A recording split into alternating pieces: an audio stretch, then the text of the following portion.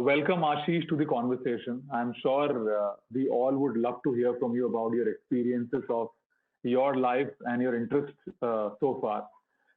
So, Ashish, to begin with, you are a Kashmiri settled in Bombay. You work with media companies, you work with multiple other organizations into FMCG space, into broadcast space. From a business leader, you turn to a historian, a researcher, a producer, a writer. Uh, how come this transition happened? What was the inspiration behind this transition? Uh, First of all, thank you to both of you, Janvi, Tapan. Thank you for having me. This transition, I guess, I mean, I was keeping it abeyance. It was sort of deep inside me. I knew it would sooner or later get to this. However, I honestly, I feel it took me a little longer than it should have taken. I've always been focused onto families, value systems, and heritage that I belong to, which is Kashmir, one of the ancient civilizations in the world, part of a heritage, a continuously evolving heritage that has been recorded. It is, in fact, not many people know the heritage that I represent has a continuous documented history of about 5,700 years that is unparalleled. So our history has been documented from a time that Egyptians had not even set out to build pyramids. So we can go back in time to a date and place, and that's how precise the legacy, the heritage that I represent. And largely, I have also been a product of joint family system and womanhood. Womanhood plays the most important part in a Kashmiri's life. If I have always said this, if you really want to enjoy and experience matriarchy, then you have to understand the history, the tradition, the culture of Kashmir. There are, of course, there are other parts of the country that are known as matriarchal societies, but they are matriarchal societies largely by design and by absence of menfolk who you will find working in Middle East or somewhere else. If you really want to see the decision making role and and an individual as the center of gravity in a family, in society, then you have to be in Kashmir. You will not find, especially my community, I come from the community of Kashmiri Pandits. We have the pride of place in being the only community in the world with a 100% literacy rate. You will not find a 10वीं pass, 8वीं pass person. You will find women who are either engineers, doctors, civil servants, and they're far better positioned within the culture, within the society than possibly men are. You know, largely, I always say that, you know, people say, you know, you are an iklauta beta, and traditionally in India, you know, you iklauta beta. I said, no, I've never known that. It is only in the films that you get to see that the son in the family is spoiled. But it was always my sister, and I've always grown up knowing women.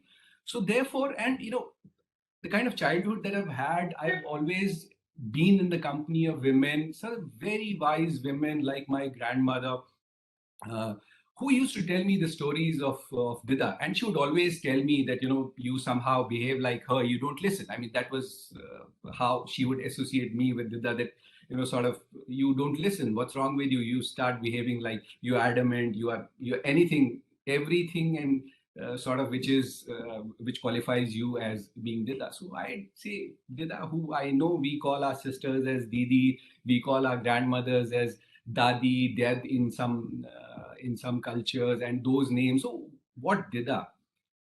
And that is how the story of my evolution, the evolution of this country, the evolution of this part of the world that we proudly call Bharatvarsh, evolved in front of me through my grandmother.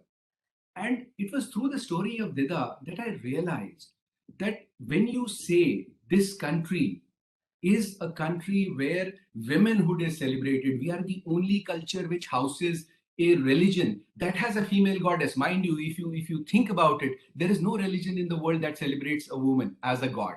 Praise to a woman as a god. There is no religion. You take whether it is Islam, whether it is Christianity, no religion has a female goddess. It is only the Sanatan Dharma or the Vedic Hinduism that has.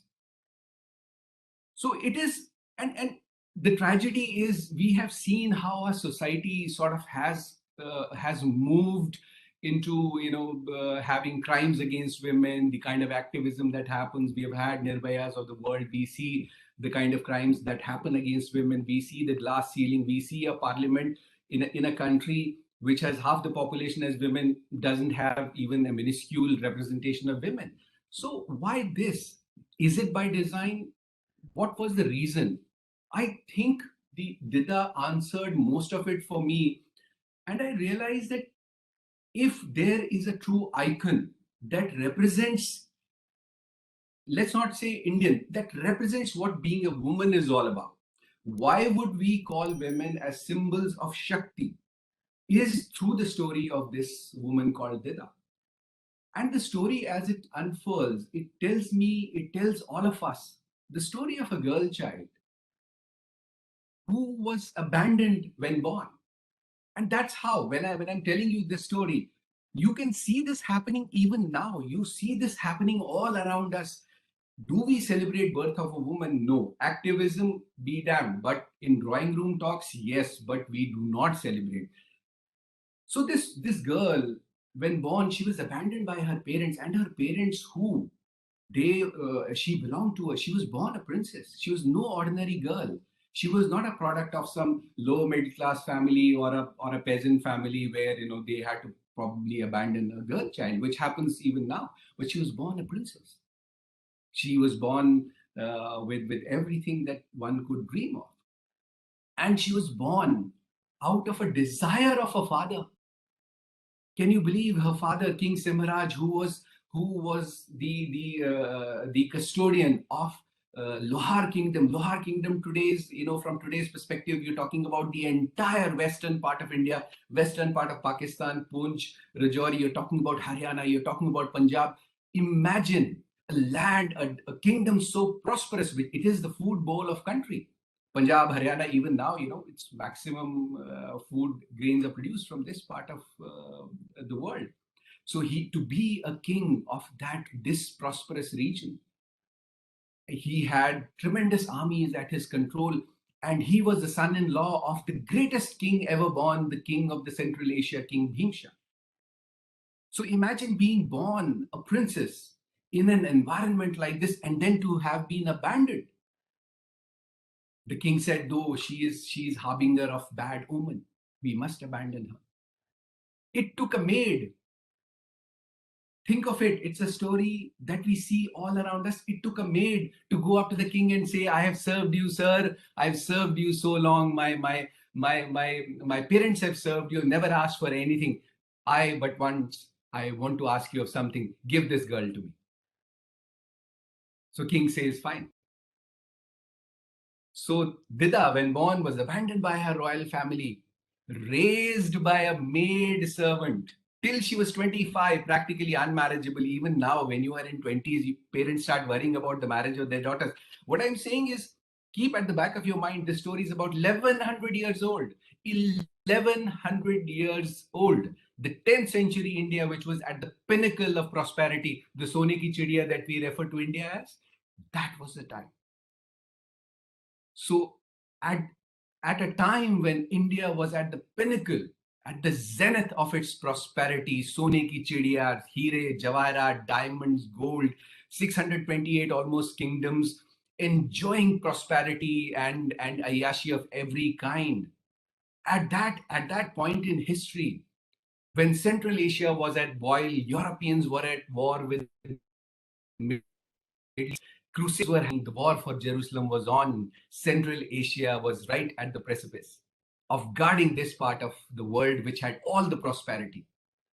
In that, there is a girl that descends on the screen, and on her own merit, a girl who was abandoned by her parents, raised by a maid servant till she was 25, grows to become the longest serving queen in the world history, who ruled that part of the world for 52 years.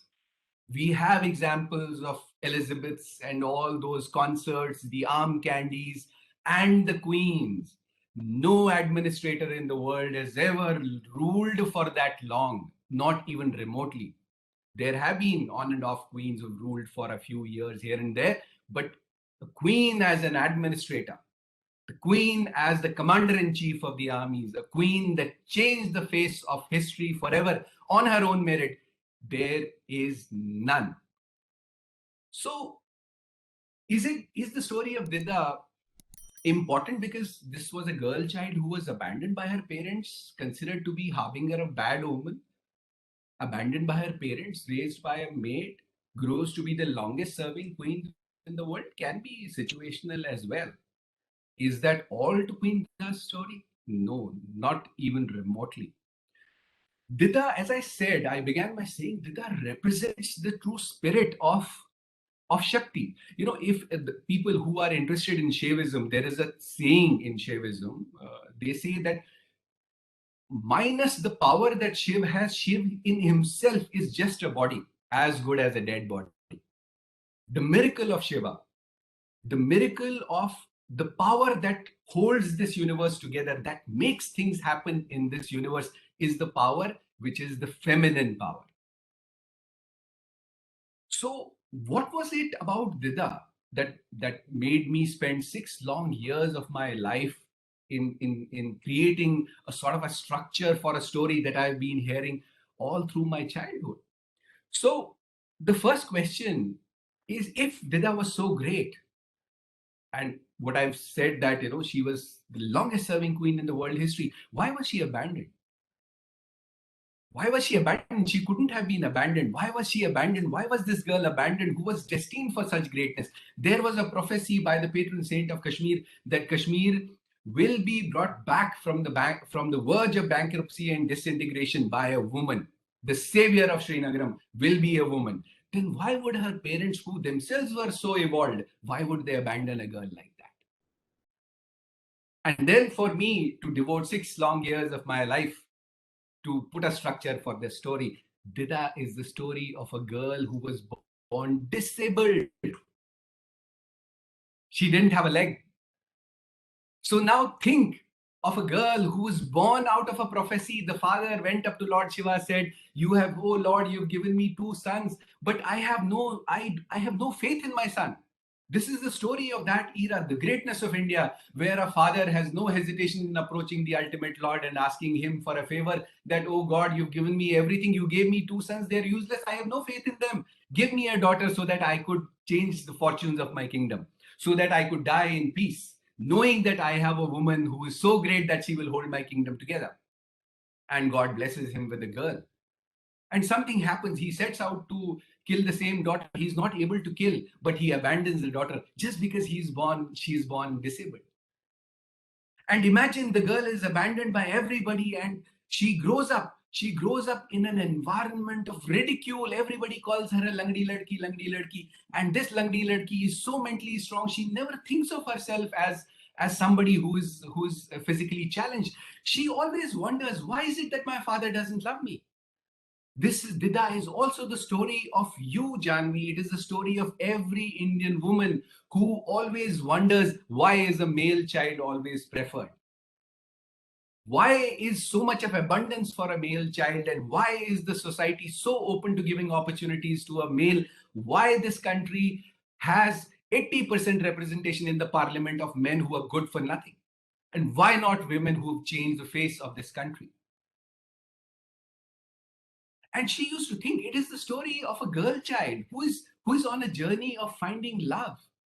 She's longing for the lap of a father. She's longing for the love of her parents. And she wonders, why is it that my parents don't love me when my father loves everybody? And then she says, oh, wow, I've opened the Pandora's box. My father doesn't love me because I am not a warrior.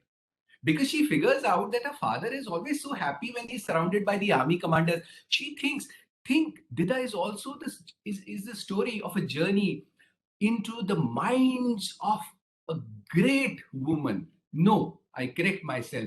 The greatest symbol of womanhood, who never thought of herself as disabled, while everybody else around her thought of her as disabled. But she thought, why does my father not? Oh, is it because I'm not a warrior? So I must become a warrior so that my father will love me. And then becomes the journey. Then there is a journey of this girl who learns combat on her own. And then there is the commander-in-chief of Lohar armies, Vikram Sen. If you all of us have seen possibly Bahubali, think of Katappa, and then think of Vikram Sen as the guy who trains people like Katappa. So Vikram Sen says, sorry, my dear child, I know you have potential, but I can't serve you because I serve the throne. You've been abandoned by your father. I can't teach you. And she learns warfare by just observing the quarters where these guys train. And that was her beginning, and that is how Didda started to learn warfare. And to cut the long story short, she emerges on the scene in Lohar in the 10th century patriarchal India as among the most formidable warriors of our times. A story that has been removed from history. Is there a soldier, a self-made soldier? Forget about self-made. A soldier, when in combat, doesn't matter whether he's self-made or taught. A soldier is a soldier. His job is to defend and to kill their enemies. Do we have an example? No. For long, there is only one soldier that has carried the burden of womanhood, that is Rani Jhansi. And had it not been, I always wonder, agar kavi ne ye nahi kaha hota, khoob ladi mardani, wo to Jhansi wali Rani hai, which is a story which is very modern, very young, just about 200 years old, very difficult to forget. And then Britishers went away, land was in turmoil, you still needed a female icon. That's how the lady survived. But in a land of 130 crore people, we have no representative of women. We have no representation of the glory of the valor of an Indian.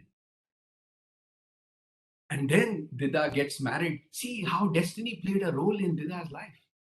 And then eventually she got married to the king of Kashmir, who was so besotted by her beauty. They say, my grandmother tells me that Didda was as beautiful as Tilotama. Some of you who have known history, Tilotama was a product of Sagar Manthan. The most dazzling diamond, the most dazzling gemstone that the universe has ever seen was known as Tilotama.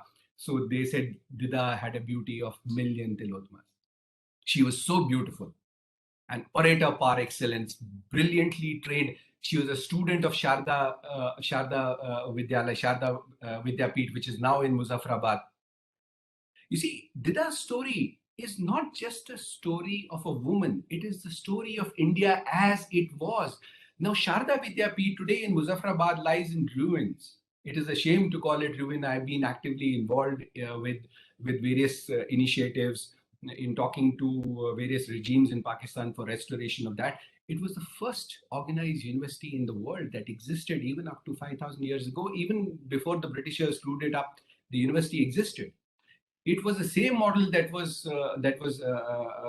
employed by various other universities in the world. It had 4 gates for 4 different, for 4 different entrances to represent 4 different parts of the universe, and where people had to first qualify an examination even to enter the university. Didda and various queens and kings across Kashmir were students of Sharda Vidyapeeth. So the king Shemgupt, who was a debauched king, par example, anywhere. There is no parallel to King Shemgupta's debauchery in history. He had a harem which was considered to be the most exotic harems in the world. And when he saw Didda, he says, this is the woman that I must marry. Otherwise, there is nothing more to my life. I have to marry Didda. Until when he decided to marry Didda, but he didn't know that Didda was disabled. That brings me to the second point in Didda's life.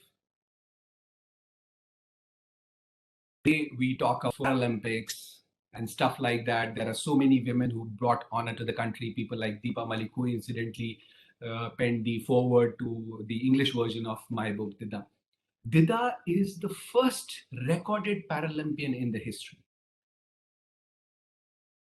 Now, when I say that, the question is, what would a person's favorite sport be? Somebody who is challenged by a leg, possibly try and use hands. I mean, isn't that what we would do? But Didda was Didda. This is no ordinary story. Didda's passion was to sprint. Imagine a disabled girl so strong in her mind that she refused to believe that she was disabled. She would run. It is documented. She would run. The first ever Paralympian in the history was a woman from India. That still isn't it. What is the pinnacle, what is the epitome of valor considered to be, regretfully so, but what is considered to be an epitome of valor and courage? It is the army. Why? Because it is an army man who guards us. And he doesn't know you, Janvi. He doesn't know me. He doesn't know Tapan. He is a guy who takes a bullet for all of us and not knowing who he is defending. There is no greater courage than that. There is no service than that, than being a soldier. So within the army, what is again the epitome within the army, within such valor? What is the epitome of valor? It is the commandos. Today, the world is ruled by commandos, the counterintelligence apparatus. We saw what happened in Uri. We saw Balakot. We keep on seeing. We are so inspired by Hollywood movies. We keep on seeing these special ops, and they sort of fancy our imagination. But do you know, world's first commando force had nothing to do with men. World's first commando force was creation of a woman. It was creation of a woman from our country. It was creation of a woman from my culture. It was Dida who created world's first commando force that was known as Ek Angi. Ek Angi. The concept was, when your mind, body, and weapon is in perfect alignment, you become a soldier who can never be defeated. A concept that was borrowed by many cultures later, samurai being one of them. You become a soldier that can never be defeated. You've seen Crouching Tiger, Hidden Dragon, and people who fly, sort of. What is that? That's the example that even air can be used as tangible, and you use those concepts because you are mentally so evolved. It had nothing to do with men. We always see. Have you ever seen anything glorifying a woman commando anywhere in your life? No. World's first commando force was creation of a woman. It was Dida who created, and that, to think of it now from that perspective, a disabled girl who the world thought as Apshaguni, who the world thought was harbinger of bad omen. She needed to be abandoned. Nobody wanted her. She was an unwanted person who gifted the world's deadliest combat unit called Ek Angi, the first ever commando force. It was not it. Dida's other important contribution was, today we know the world is run by spies, counterintelligence mechanism. We see the Bridge of Spies. We see the Raw. We've heard so much about Ajit Doval and people like him, so much. And it's a world full of fancy. World's first counterintelligence mechanism had nothing to do with men that take shamelessly the credit for being who they are. It was a logistical system created by a woman, a disabled girl who was abandoned by everybody. Dida, the disabled girl who her parents thought that she was Apshogini, was behind the creation of world's first counterintelligence mechanism. It was her counterintelligence mechanism that created Kashmir as an impregnable territory and guarded India. And it is basically the concept that created a landmass, a nation out of 600 odd princely states. There was, imagine the 10th century India that we are all so proud of, Sone ki Chidiya. It was guarded by whom? We don't even know. These 600 odd kingdoms were enjoying the fruits of Ayashi because there was a woman who was guarding them, a woman who was disabled, a woman whose parents disowned her, everybody disowned her. She was guarding this landmass which was enjoying prosperity, and at the cost of her own happiness, she guarded India for 52 years. And that was not it. The story doesn't stop there. What is the greatest, the deadliest war strategy that you have ever known of? We see that war strategy in Afghanistan. We've seen that strategy in Vietnam. We see that in Syria. We see that in Kashmir. We see that in host of African nations being destroyed. A very few people defeat so many people. It is the guerrilla warfare. You come from a land of Chhatrapati Maharaj. He used it so effectively against the Britishers. Very few people, a band of few people defeat an army. The concept of guerrilla warfare, it had nothing to do with these fancy species called men.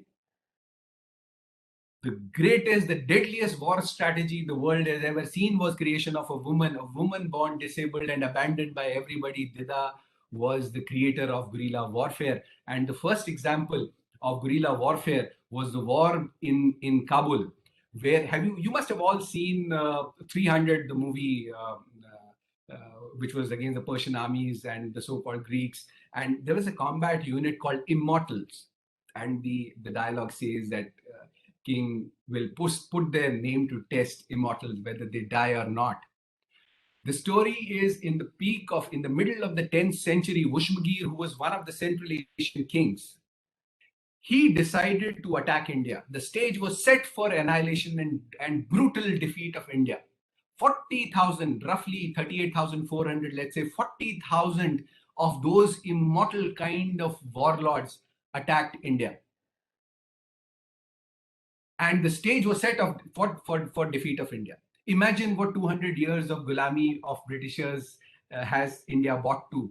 Imagine what would have happened today. You and I would not have existed if this would have happened 1,000 years ago. These 40,000 peoples, they were all said to know. I mean, India was to be ravaged. There was only one woman who was standing between Vushmagir and defeat and annihilation of India. Who was that person? A disabled girl that the whole world thought nothing of, and they thought that she was an Apshugani. It was the story of one woman who stood between Vushmagir's, those 40,000 killers, and total defeat and annihilation of India. She only had 500 people with her because her grandfather had died. She was in Kabul because her grandfather was dead. And that was the opportunity that Vushmagir sought and saw that, because the king is dead, so therefore it's the time for me to break away and attack India. That's where the money lies. I'm telling you that Dida won the war. This one woman defeated the greatest, the brutalest of the armies in the world. We know what Pakistan has been doing to us in last 75 odd years. China has been doing to us in 75. We are a nation that is even persecuted somehow, even by people like Bangladesh, who we created, and even Sri Lanka sometimes arm twists us. Even Nepal does what it does in last 1 year. We have not been able to sort of, get a handle on those things. How much time would Dida have taken to defeat these 40,000 people? We are a nuclear state. 44 minutes. The fastest, the greatest battle that was ever fought on the face of this planet was removed from history by historians and powerful men who were not able to face women. It was all 44 minutes in total. The greatest battle ever fought on this planet was between 40,000 killers and a band of 501 people led by a woman who stood between those people and complete annihilation and defeat of this country. 44 minutes, and the commander, Vushmagir, ran away. Their army commander was caught. He said, "Ma, mujhe shama kar do. I'm so sorry. I did this. I will never come back to you." All the army commanders, Narwan, all army commanders said, "No, we are Indians. We have a reputation." That's what brings about our own reputation weighs so heavy on our shoulders that it sort of, concretes further, cements the ground for our further humiliations. Dida said, "No. You guys are idiots. This guy, if he really knew what he was getting into, he would not have attacked in the first place. He will come back again." And she had him crushed under the feet of her elephant. That's how the commander-in-chief died. She crushed him publicly under the feet of her elephant. And that sent shockwaves across Central Asia. कभी हिंदुस्तान की तरफ आंख उठा के मत देखना, एक पागल औरत का राज है.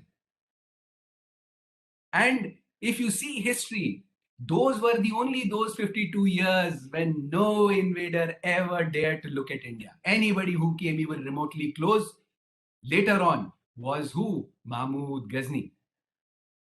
We all have read the same books. We all have known that Mahmud Ghazni was such a brutal warlord that, बड़े-बड़े राजाओं का सोट से सुसु निकल जाता था मैदान में and they would run away. Has history ever taught her that Mahmud Ghazni lost two humiliating battles in his lifetime, trying to invade India?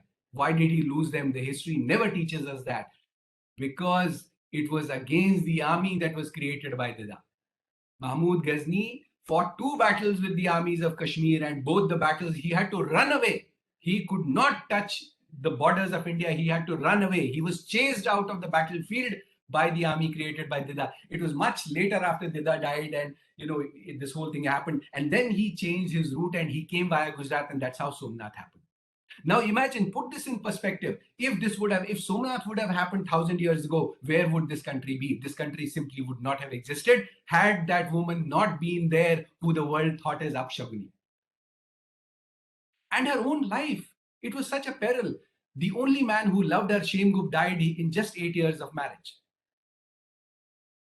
And he was such a brave man. He was such a brave man that he is the only living example in the world history who issued coins celebrating the womanhood, celebrating the efficiency, celebrating the excellence of the Queen Dida.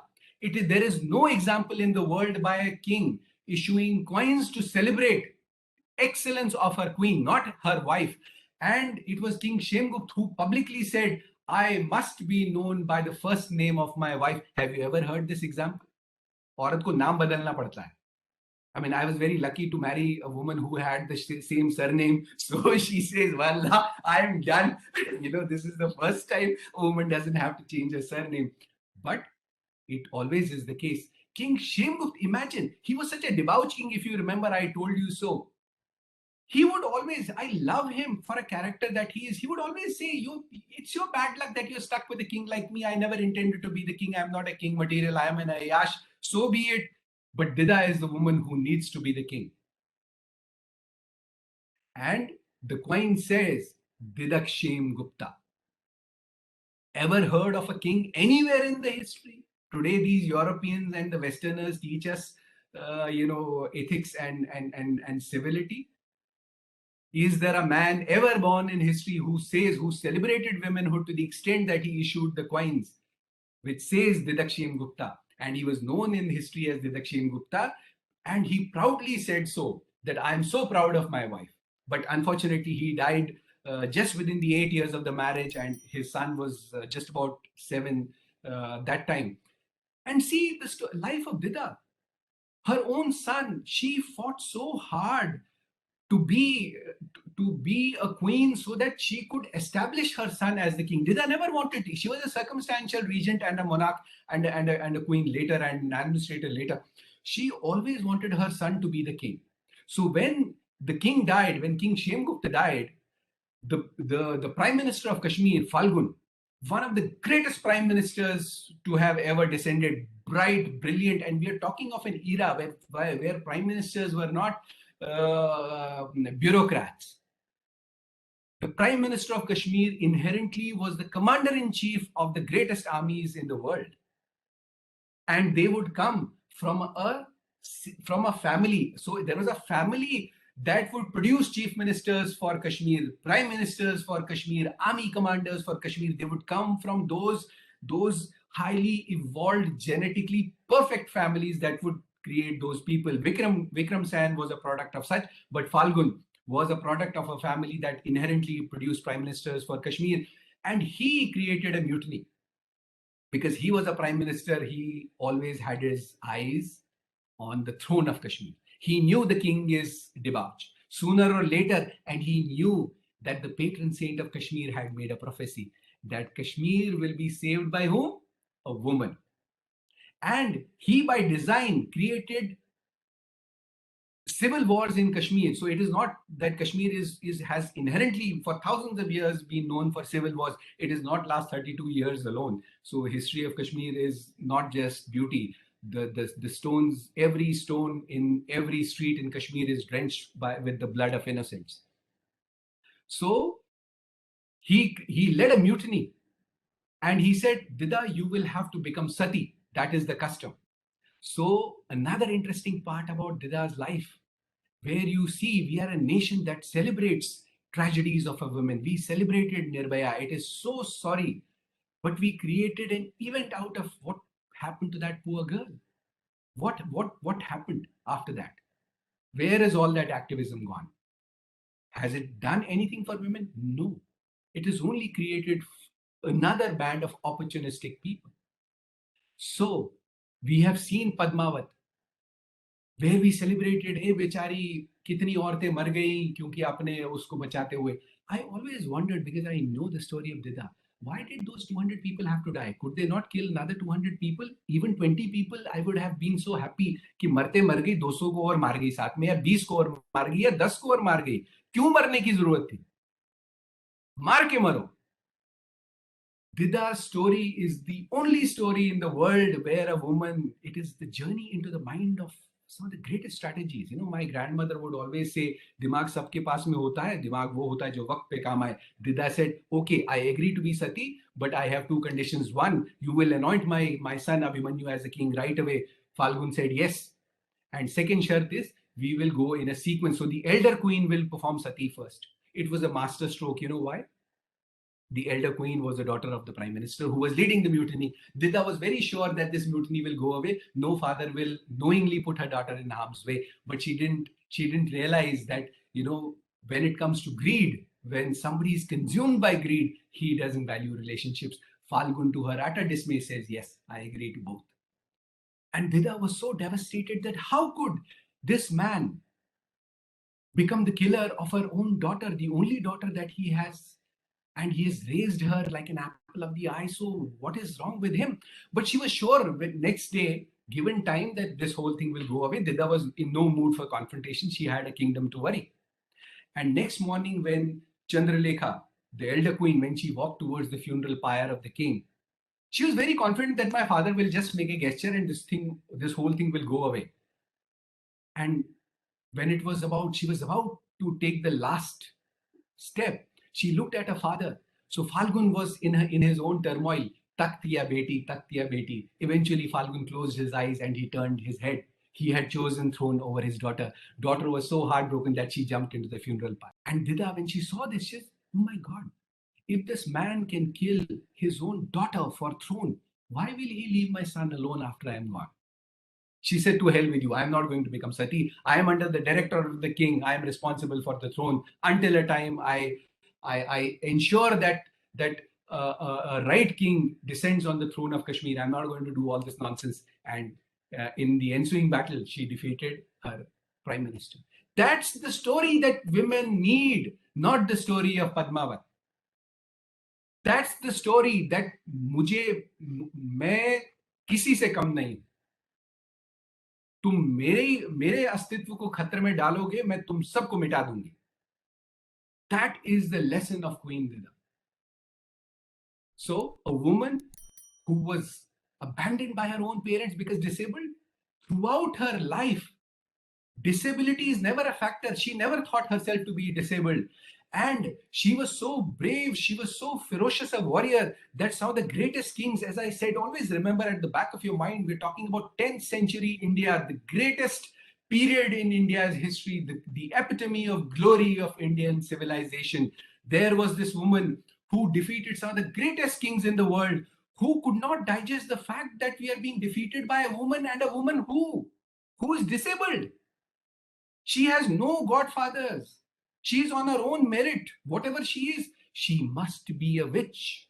She must be practicing black magic. So we have in the history for the first time a concept of witch queen, a queen who is able to win because she is a black magician. It was a theory which was floated by some of the most powerful men of the 10th century and their historians, and they removed Dida from history. Thank you so much.